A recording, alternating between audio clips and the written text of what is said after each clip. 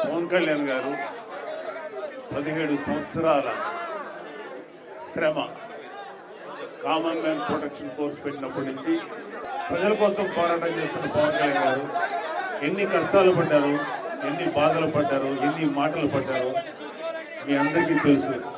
2019లో ఓడిపోయినా సరే కుంగిపోకుండా మళ్ళీ తిరిగి రాజకీయ రణక్షేత్రంలో ఆయన ముందుకెళ్లారు. పిఠాపురంలో నిలబడినందుకు మీరందరూ కూడా ఎంతో ప్రేమతో ఆయన ఓటేసి గెలిపించారు.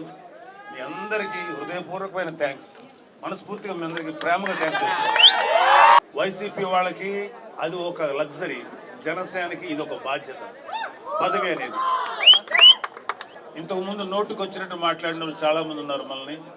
ప్రజలందరూ మనల్ని గెలిపించింది వాళ్ళ శ్రేయస్సు కోసం, వాళ్ళ అభివృద్ధి కోసం, వాళ్ళ మంచి భవిష్యత్తు కోసం గెలిపించారు. కాబట్టి మీరందరూ ఆశించినట్టు మేమేదో మీడియాకి ఎక్కి వాళ్ళని వీళ్ళు తిడతాం అనుకోకండి, మాకు అలవాట్లేదు. ఆ చండాలపు కల్చర్ వాళ్ళకి తప్ప మాది కాదు.